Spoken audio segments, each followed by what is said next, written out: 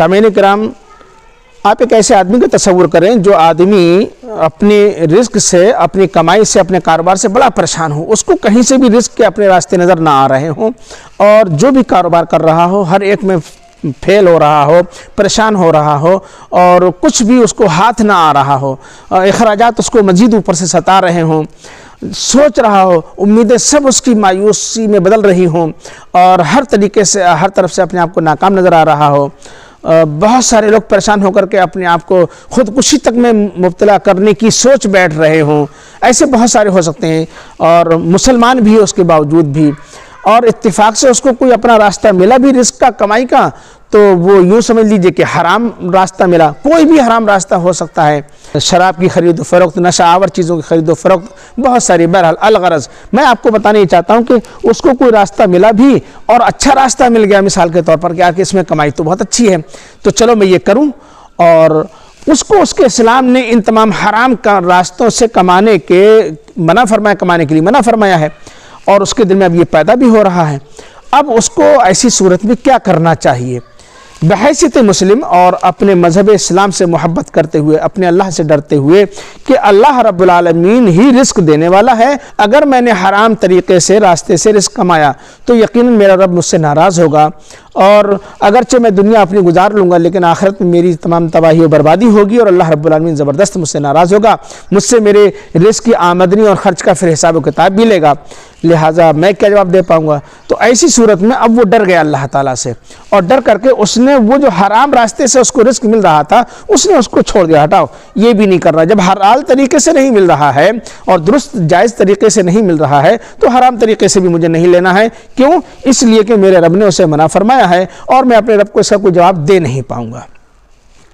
گویا کہ میں اپنے رب کا نافرمان بن جاؤں گا، اور اللہ رب العالمین پر صابر و شاکر ہو کر کے، قانع ہو کر کے، اور بھروسہ، اعتماد و توکل کر کے اس نے اپنے آپ کو روک لیا اس حرام کمائی سے۔ تو اللہ نے فرمایا وَمَن يَتَّقِ اللَّهَ يَجْعَلْ لَهُ مَخْرَجًا، جو اللہ رب العالمین سے ڈرے گا تو اللہ تعالیٰ اس کے لیے اب راستہ اب نکالے گا۔ یہ اب ٹرننگ پوائنٹ یہ یہاں پر تھا کہ اس کو اب رزق ملنے کا یہ وقت اب عین وقت آ پڑا تھا۔ تو اب جیسے ہی اس نے اس چیز کو چھوڑا اللہ کے لیے، اللہ سے ڈر کر کے، فوراً اللہ تعالیٰ دیکھے گا وہ کہ اس کو کوئی نہ کوئی ایسا بہترین راستہ ملا ہوگا، یجعل لہ مخرجا، کہ اس کو اپنی راستے بہت صاف نظر رزق کے آئے ہوں گے، اور اللہ تعالیٰ نے کوئی بھی سبیل نکال دی ہوگی اس کے راستے، اس کے رزق کی، اور پھر وَيَرْزُقْهُ مِنْ حَيْثُ لَا يَحْتَسِبُ، اور ایسے انداز میں اس کو بے گمان رزق عطا فرمائے گا کہ اس کو سمجھ میں نہیں آئے گا کہ یہ ایسا میرے لیے ایسا ہو کیسے گیا، میرے تو تصور میں بھی نہیں تھا۔ اس طریقے سے وہ اپنے لیے اللہ اپنے رب کی فراوانیاں اور فضل و کرم اور اپنے اوپر انعام و اکرام یہ پائے گا اپنے رب کا کہ اللہ تعالیٰ کیا بہترین رزق دینے والا ہے، برائی سے اگر ہم بچتے ہیں تو یہاں پر میں سامعین آپ کو ایک بات اور بتلا دوں کہ بہت سارے لوگوں کو، یا آپ میں سے بھی، میرے سننے والوں میں سے بہت سارے ایسے ہو سکتے ہیں ناظرین کرام میں سے کہ انہوں نے بہت سارے اپنے رزق سے پریشان ہو کر کے کچھ دعائیں پڑھی ہوں گی، ذکر و اذکار ورد اوراد کیے ہوں گے، اور نمازیں پڑھی ہوں گی، توبہ اور استغفار کیا ہوگا، یہ ہوگا وہ ہوگا، تو پھر بھی وہ سوچ رہے ہوں گے یار ہمیں تو کچھ نہیں ملا، یہ مولانا لوگ غلط بتلا رہے ہیں، ہمارے ساتھ تو ایسا کبھی کچھ نہیں ہوا، ہم نے بہت کیا، ارے ایک آدھ مہینہ نہیں، ایک آدھ سال سے ہم کرتے چلے آ رہے ہیں، پھر بھی ہمیں اس کا کوئی بینیفٹ نہیں مل رہا ہے، ہمیں تو سمجھ میں نہیں آیا، مولانا صاحب غلط کہہ رہے ہیں۔ تو وہاں میں آپ کو حضرات گرامی یہ سمجھا دوں کہ وہاں آپ کی غلطی ہے۔ دیکھیے بات مانیے، آپ کی جو غلطی ہے وہ سمجھیے۔ آپ کی غلطی یہ ہے کہ آپ نے وہاں توبہ استغفار کس لیے کیا تھا؟ نظر میں تھا آپ کے رزق، اور ہونا چاہیے تھا آپ کو اللہ رب العالمین کو راضی کرنا۔ اللہ میں اس گناہ سے پریشان ہوں تو مجھے اس گناہ سے باز رکھ اور میری توبہ قبول فرما لے۔ تو اللہ سے ڈر کر کے آپ اس برائی سے توبہ کرتے تو ٹھیک ہوتا۔ آپ نے رزق حاصل کرنے کے لیے توبہ کی ہے، بھئی اللہ سے تو توبہ کی نہیں ہے، آپ نے اپنے ایک مقصد حاصل کرنا چاہا ہے، تو یہاں آپ کا طریقہ غلط ہو گیا ہے۔ ایسی اور بہت سارے لوگوں نے اپنے بہت سارے مطالب کو حاصل کرنے کے لیے